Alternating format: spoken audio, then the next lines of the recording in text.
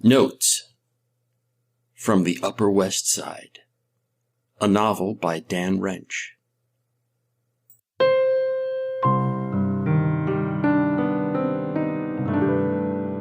Chapter 76, Chocolate Cake.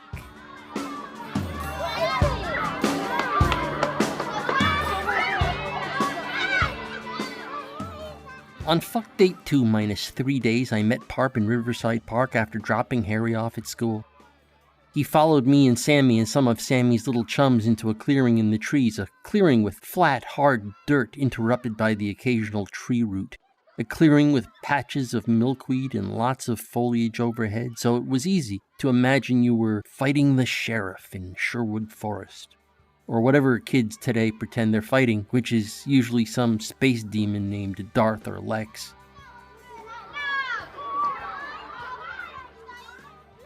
As soon as we were all just a little secluded, Sammy and his pals set about trying to disembowel each other's virtual selves with their toy lightsabers.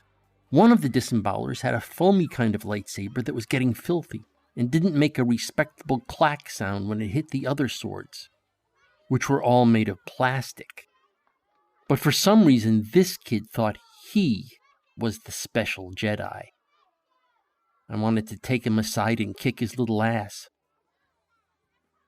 It was a nice warm day in a park full of single mommies who think I'm Mr. Good Daddy whenever they see me out with the boy. I looked the mommies over and thought, yeah, if I didn't already have a hot babe wet for the Admiral, I'd let you with the tall hair eat my balls. The rest of you, leave the kids with Ms. Jambenois and form a line.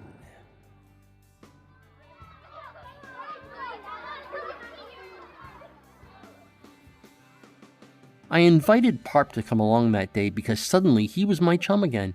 And why not? If it hadn't been for Parp, I never would have heard of St. Billy's Bouncer, the Man Kegels, miracles in my new world of core muscle and hard-ons. Paulie, Fern said to me the evening before, it's like your dick got a copper pipe in it. And she was right. It was like the Admiral had a backbone made of Superman's chest. A squarish backbone with corners. A backbone I never even knew he was capable of growing.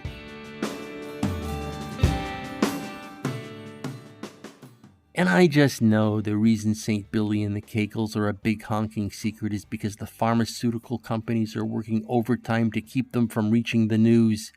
The bastards want to sell chemicals tested on the eyeballs of kiddies, so now the rest of us have to run around faking limp dick distress to online doctors because we think it's our only hope of getting reliably hard jam slammers.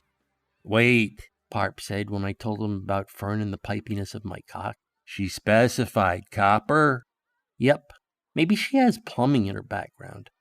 He was quiet for a few seconds, then he said, maybe your dad was a plumber and she went out with him on jobs as a kid, handed him the ball valve. Maybe Fern was the plumber. You think she went from plumber to chambermaid? Maybe she really likes hotels. Maybe she gets better benefits.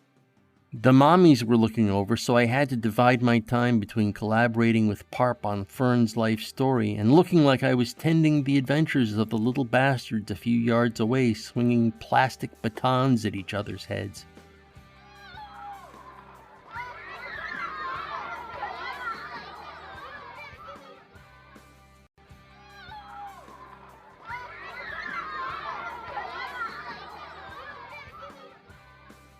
Take some vitamin B12 and Korean ginseng, Parp said. Helps keep it up, of course, he sneered. That statement has not been evaluated by the Fraud and Death Administration. I said. I may have already mentioned that talking to Parp about anything means having to endure his opinionated asides. I wanted to talk about slamming my cami. Parp wanted to bait me into defending the necessary safeguards of a democratic society. I can't believe Cameron said that about sucking your narcoleptic stump all night, he said after a few seconds of me not taking the bait.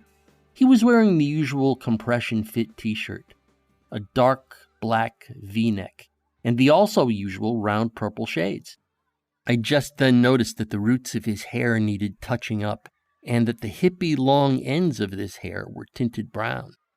They stood out against the black t-shirt. Huh, I thought. New feature. Hair dyeing freak. Probably a ball shaver, too. You know, if Cameron actually did that to your cock, you'd be in the emergency room the next day. I'm too lazy to go to the emergency room. Then I guess you'd be in a hotel bed holding your dick and screaming. He continued to inveigh against the unreality of mine and Cammie's shared dream of an all-night blowjob in a screed my memory has erased, except for the label General Pontification printed over his lips.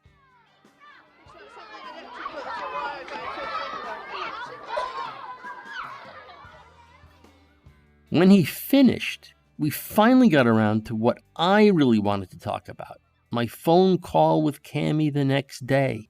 I was pretty sure Cammie expected me to describe in detail how I was going to deploy my face to her inner and outer lips, so I wanted to be in tip-top creative condition for that challenge.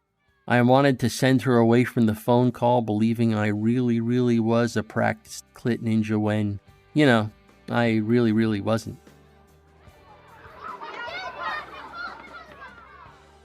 Parp, as usual, couldn't just help me out by giving me some helpful tips.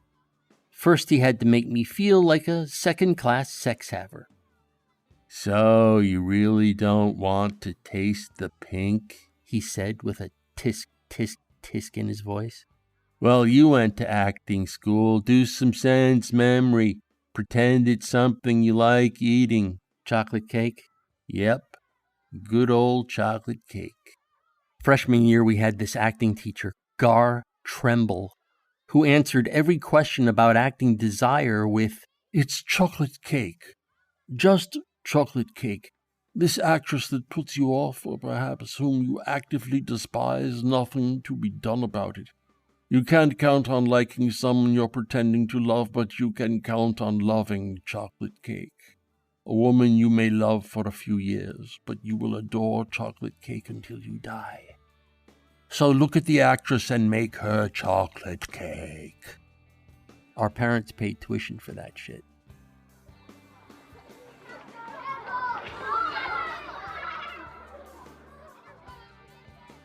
Yeah, okay, I've tried that, I said. Not the chocolate cake specifically, but, trying to get into character as someone who craves clit gravy.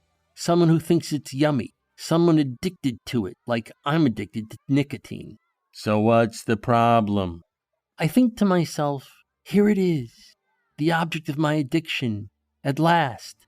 But all of that begs the question, why do I think it's yummy? Why would I be addicted to it,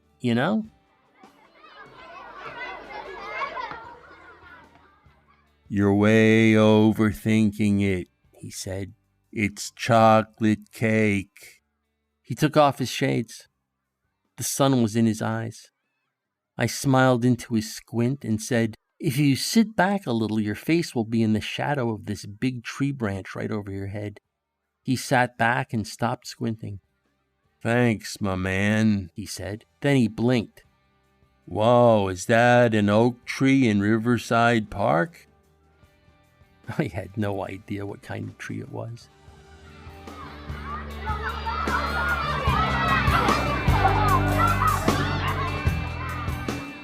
Notes from the Upper West Side is a work of fiction. The people depicted in this work do not exist. Notes from the Upper West Side, copyright 2020 by Dan Wrench.